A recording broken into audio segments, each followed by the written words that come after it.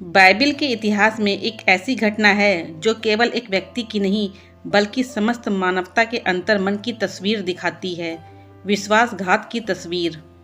और ये विश्वासघात किसी आम व्यक्ति ने नहीं किया, यह उस शिष्य ने किया जिसे यीशु के साथ चमत्कार देखे, उनके उपदेश सुने और उनके साथ रोटी तोड़ी, यानी यहूदा इस्करियोती। लेकिन जो बात इस विश्वासघात को और भी ज़्यादा दर्दनाक बनाती है वह है यहूदा ने अपने प्यार का इजहार यीशु को चूम कर किया। एक चुंबन जो सामान्यतः प्रेम, सम्मान और आत्मीयता का प्रतीक माना जाता है, जब वह छल और धोखे का जरिया बन जाए तो उसका जख्म तलवार से भी गहरा होता है। यहूदा का किरदार करीब होते हुए भी दूर। यहूदा कोई बाहरी व्यक्ति नहीं था, वह यीशु के 12 शिष्यों में से एक था। उसने उसके साथ कई दिन और रातें बिताई। उसने उनके मुंह से सत्य सुना, करुणा देखी और चमत्कारों का अनुभव किया। परंतु बाइबिल कहती है कि उसने अपने हृदय में लोभ को प्रवेश करने दिया। यहूदा की कमजोरी थी पैसों का मोह, और शैतान ने उसी दरवाजे से उसके दिल में प्रवेश किया। लूका 22:3। तब शैतान ने यहूदा नामक उस एक के हृदय में डाला कि वह यीशु को पकड़वाए। यह एक चेतावनी है हम सबके लिए। कभी कभी हम बाहर से बहुत धार्मिक दिख सकते हैं पर अंदर कुछ और ही चल रहा होता है, और यही हुआ यहूदा के साथ।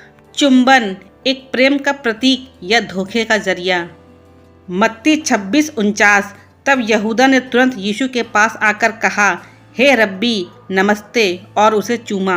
सोचिए उस क्षण यीशु के हृदय में क्या गुजरी होगी। उन्होंने वह चुंबन स्वीकार किया, ये जानते हुए कि वह शुद्ध नहीं है। वह चुंबन प्रेम नहीं, एक सौदा था, 30 चांदी के सिक्कों का सौदा। यहूदा का यह व्यवहार दर्शाता है कि कैसे मनुष्य बाहर से तो एक चेहरा दिखाता है पर अंदर कुछ और होता है। और यही दोहरापन आज भी हमारे समाज में देखा जा सकता है।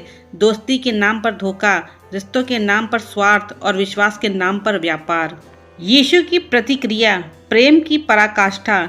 जब यहूदा यीशु को चूमता है तो यीशु उससे क्या कहते हैं? मत्ती 6:50 में वे कहते हैं, हे मित्र, जिस काम के लिए तू आया है उसे कर। सोचिए, उन्होंने उसे मित्र कहा, यहूदा ने उन्हें सौंपा और यीशु ने उसे मित्र कहा। यह है यीशु का हृदय, प्रेम से भरा, क्षमा से ओतप्रोत।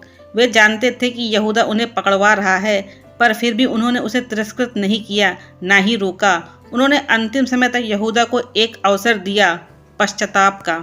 यह बात हमें यह सिखाती है कि अगर हमारे जीवन में भी कोई हमें धोखा दे तो बदले में घृणा या प्रतिशोध नहीं, बल्कि क्षमा और प्रेम दिखाना ही मसीही मार्ग है।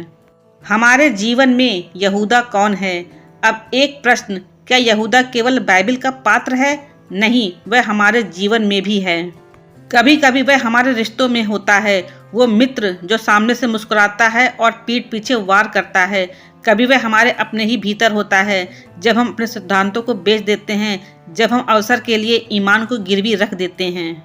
हर बार जब हम सत्य को जानते हुए भी झूठ का साथ देते हैं, जब हम आत्मा की आवाज़ को दबाकर दुनिया की बात सुनते हैं, हम भी वही कर रहे होते हैं जो यहूदा ने किया, एक चुंबन में छुपा हुआ विश्वासघात।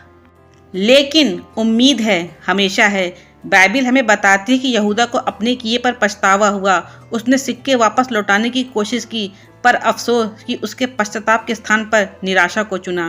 मत्ती 27:4 में लिखा है, उसने कहा, मैंने निर्दोष का खून करके पाप किया। यानी यहूदा को गलती का एहसास था, लेकिन उसने क्षमा नहीं मांगी, उसने जीवन से हार मान ली।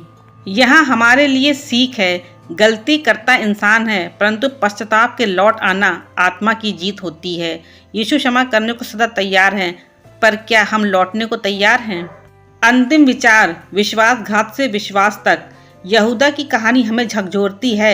यह केवल एक ऐतिहासिक घटना नहीं है, यह हर युग की कहानी है, विश्वास और विश्वासघात की, प्रेम और लोभ की, सत्य और छल की।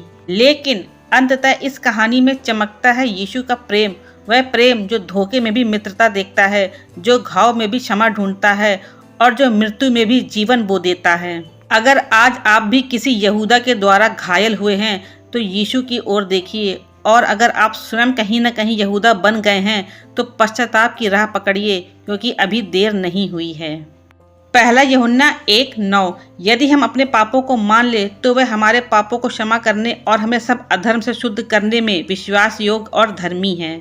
धन्यवाद।